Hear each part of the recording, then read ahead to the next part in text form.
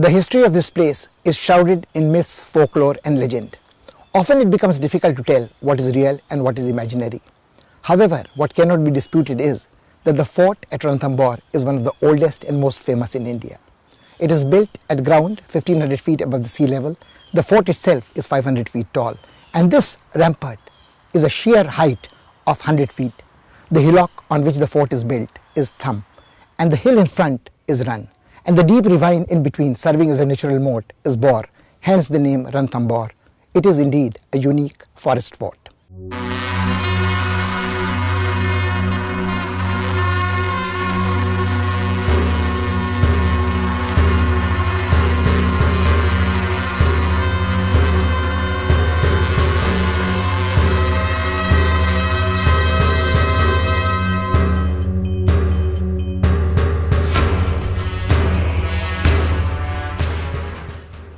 Ranthambore, 13 kilometers away from Savai Madhopur in Rajasthan, is an unusual forest fort surrounded by a dense forest.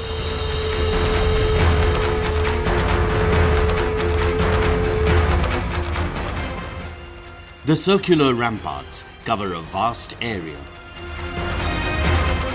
Thickets of trees, bushes, and undulating terrain keep it very well hidden from the eyes of the enemy.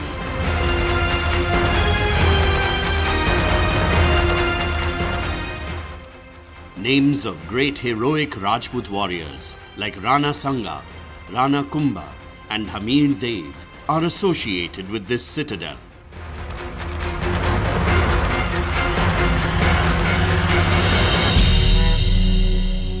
Ranthambore is one of the oldest forts in India. It would be dated along with Kalinjar. It is historically one of the oldest. It predates all the Rajput forts and was, when the first raiders came into India, it was the bastion between India and Central Asia. It was an enormous fort and held its ground to protect the plains of India from the deserts.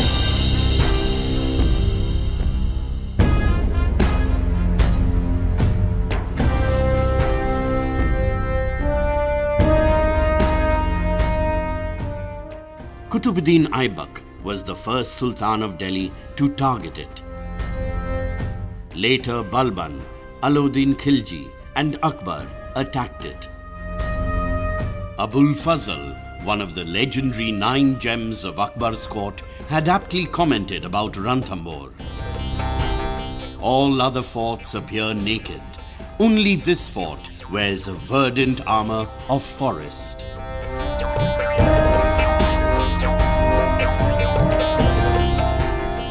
The ballad Hamir Dev Raso sings praise for this fort that held its head high, proudly, for many centuries.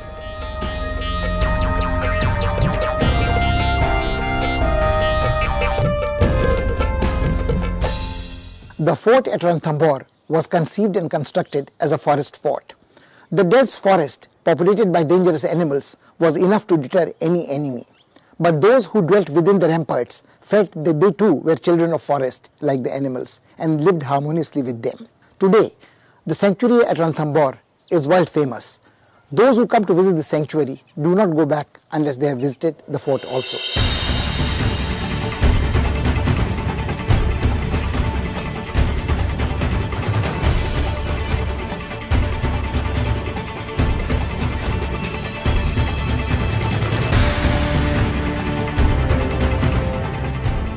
Dense forest provided the fort with its first line of defense. Then the steep rock confronted the invaders as an almost insurmountable obstacle. Shooting straight up from the deep ravines, the rock is over 200 meters high.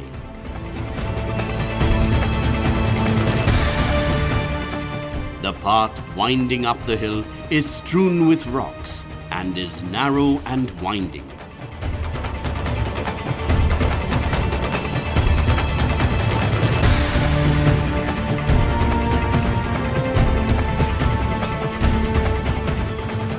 Ranthambore Fort is one example where one can see how the man-made structures are limited and respond to the natural environment. It relates to the entire terrain, the forest areas that are there. So in fact, this sparseness in built structures and not a domination of the same sort of blends very well with the environment, both climatically, ecologically, as well as aesthetically.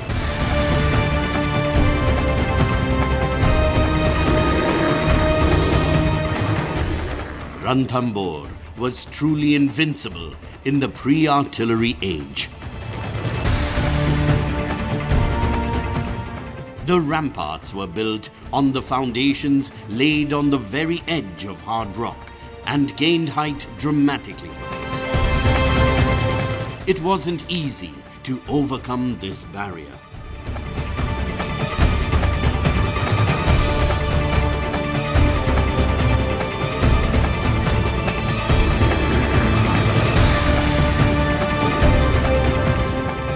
पहाड़ियों को मिलकर ऊपर बनाने में एक कठिनाई सबसे बड़ी थी कि पत्थर को ले जाना पड़ता है, बड़े बड़े आर्टिसन को ले जाना होता, पानी ले जाना, जो भी मिडलिंग मटेरियल सब ले जाना, लेकिन सामरिक दृष्टि से पहाड़ की ऊंचाई से वो ज़्यादा कंट्रोल कर सकते थे।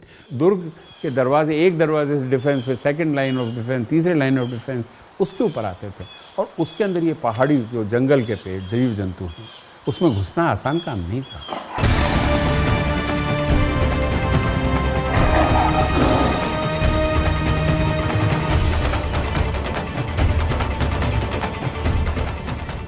Even today, it amazes visitors how these walls were constructed in those times. The walls of the rampart are thick and wide enough for mounted soldiers to ride out on watch.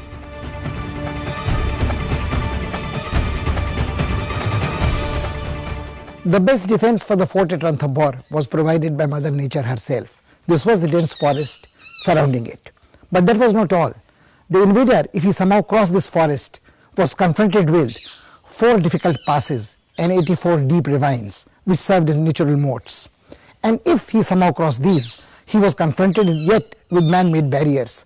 There were massive gates like this with spikes to deter elephants attacking the fort. There were also underground passages and sharp turns at every step. The fort was virtually impregnable, invincible.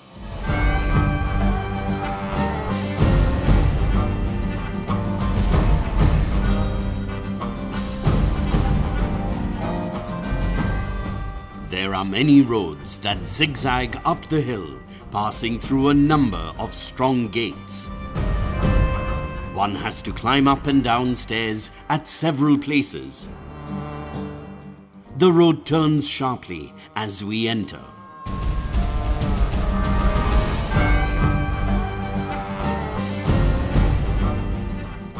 A tower with a platform protects this entrance from where the sentries could scan the horizon. Though the gates are primarily built for defense, they were decorated with fine stone carvings. They are adorned with arches and crenellons. The pillars standing along the sides have images of birds and animals, along with motifs encountered in Hindu temples.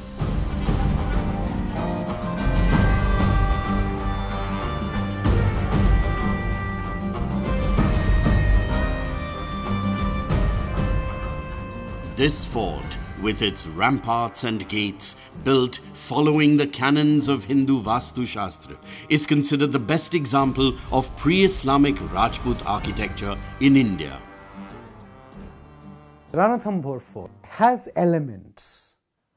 Each fort of this kind acquires layers of different times through which it passes. And you can see the various layers which the fort of Ranthambore has acquired. And it has become from a patently military defensive fort to a fort which has incorporated other elements of a fort palace complex, or if I can say a fort palace city complex.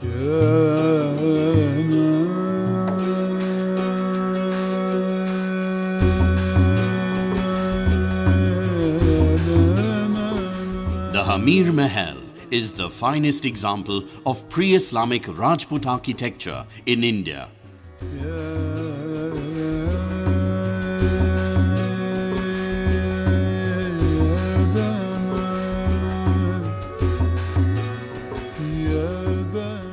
Four stories are built underground and 3 more floors stand above them.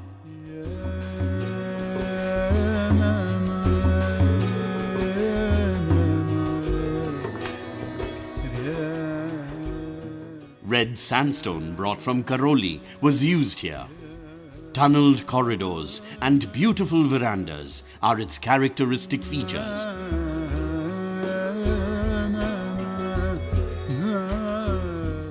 Carved stone pillars and ceilings remind of the ornamentation seen in Hindu temples.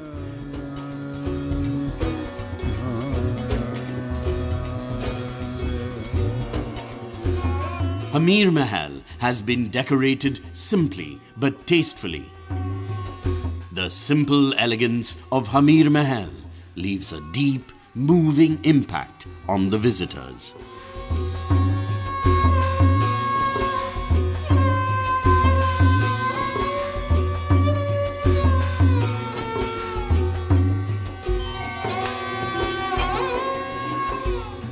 Ranthambore was a new, strong, defendable fort which attracted a lot of people, including a lot of people from the old Ajmer, Shakambari Empire, that region, who had fled in different directions.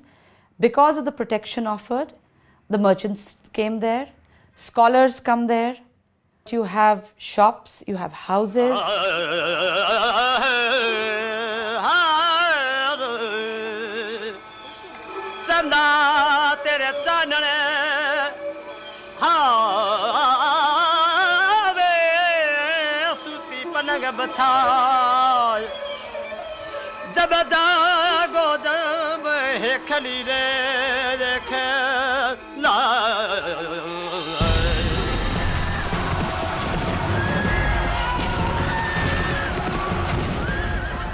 In 1293, Alauddin Khilji sent Ulugh Beg to capture Ranthambore. The long siege depleted the stock of food and water. Hamir Dev was constrained to perform a shaka. According to bards who served as court chroniclers, a traitor facilitated the entry of enemy forces. When Hamir was engaged in a fierce battle, rumor spread that he was killed. The queens ascended the funeral pyre.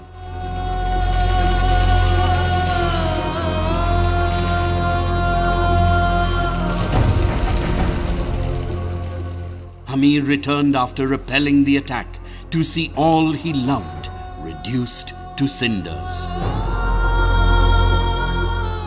Heartbroken, he ended his life by beheading himself in the Shiva temple. The traitor Rana Mal continues to be hated and reviled till date. A grotesquely large head in his likeness is kept by the entrance where many pelt it with stones even to this day.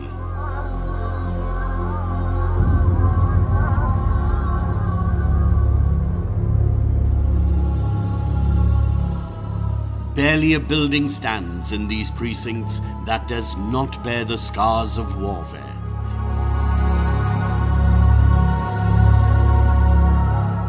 Many have been totally destroyed. Scenes of brutal devastation greet us everywhere.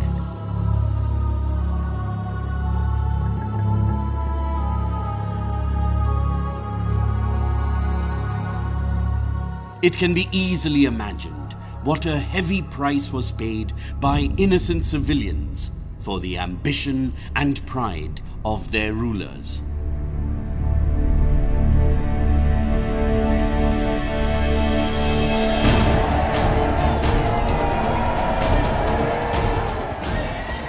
In 1516, Mahmud Khilji, the Sultan of Malwa, occupied Ranthambore. but Rana Sanga soon reclaimed it. Later he attacked Gujarat and vanquished the Sultan of Mandu. The tussle of Rana Sanga with Babur, the founder of the Mughal Empire, continued like a seesaw.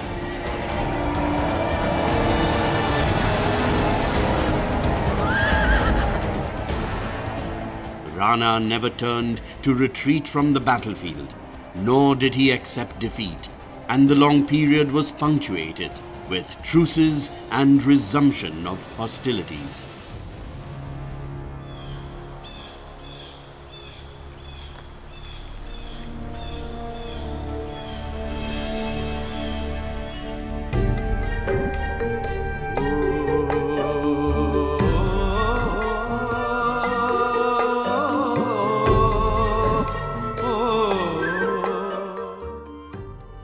Badal Mahal, literally meaning the Cloud Palace, seems aptly named as it affords a panoramic view of the sanctuary spread out at the foot of the hill.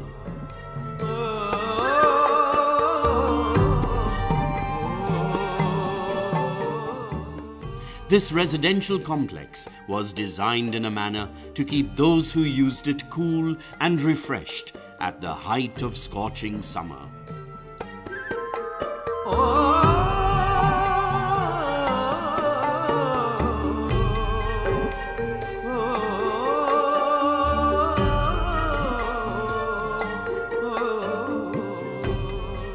Some historians have opined that those who dwelt here lived a hard life, facing sudden death at every step.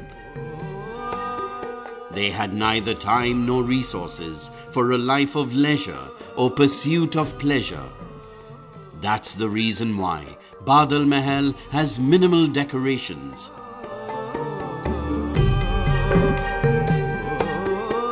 Small alcoves are the only adornments on the walls.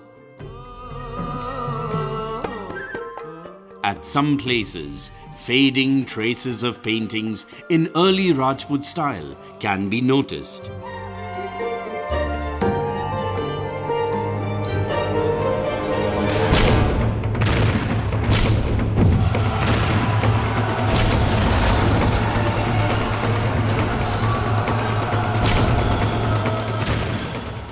Akbar attacked Ranthambore in February 1569.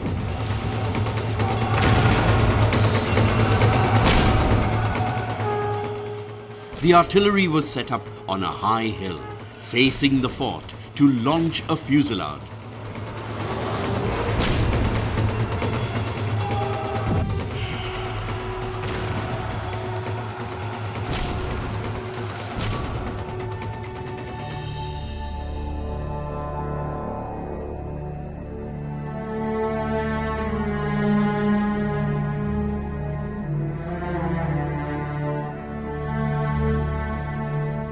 Whenever the control over this fort was contested and a battle was fought, people suffered greatly. There was a loss of life and the buildings were damaged. Wherever you look around, you see ruins, ruins of pavilions and palaces. There are temples here within these precincts, Hindu and Jain, as well as dargahs of Sufi saints. People throng in their hundreds even today to pay homage to these.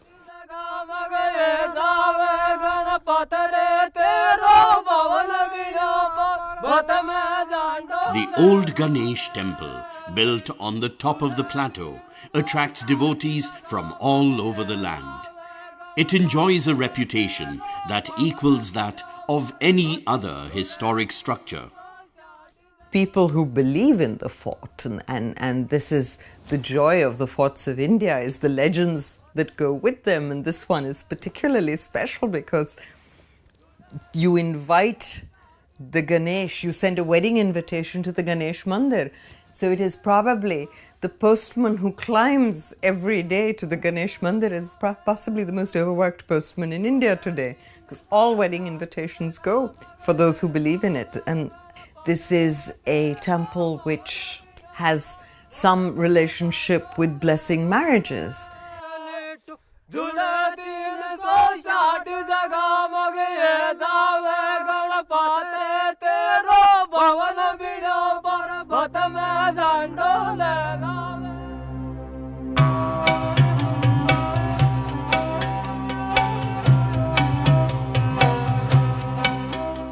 The ancient Jain temple has a huge gallery of beautiful statues of Tirthankars.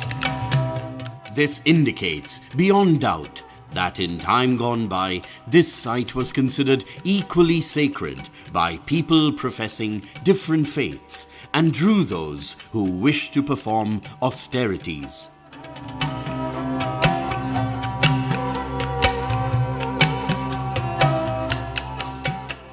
Because there are not too many structures, so it has a very loose planning, so you don't really need to go in a structured way and experience palaces like you do in other forts. It's a very organic kind of setting, so you just enter there and you can sort of explore.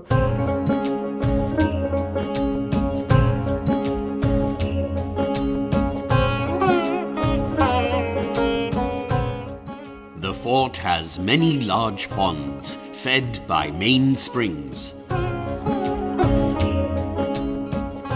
Padmavati Talab is one of the prominent water bodies.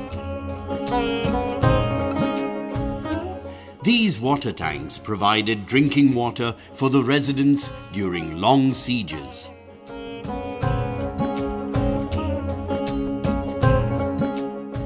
Some buildings on their banks were designed as pleasure pavilions.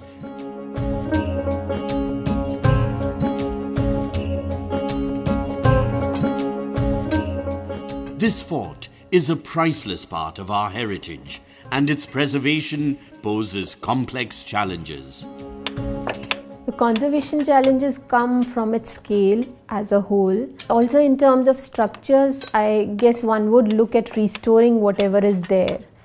And one of the most important aspects of conservation would be interpretation. And another important conservation challenge would be its natural conservation, which is already there in the surroundings in the forest area. So also looking at the flora and the fauna within the fort. This grand canopy was built by Hamir Rai in memory of his father. It has 32 pillars to indicate that he ruled for as many years. The memorial dedicated to Rana Jai Singh reminds us more of his son, Hamir Dev, standing as a testimony in stone to his valor and love of arts.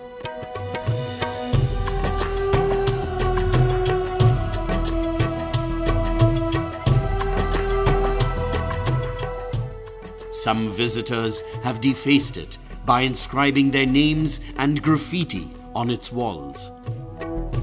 This canopy, like other buildings in the fort compound, has suffered due to neglect.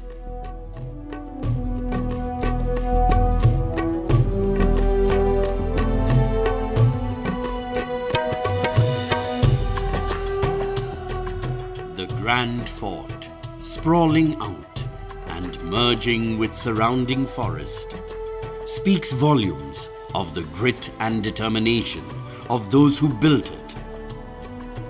Never humbled even in defeat, it is a symbol of the indomitable spirit of the Rajput warriors.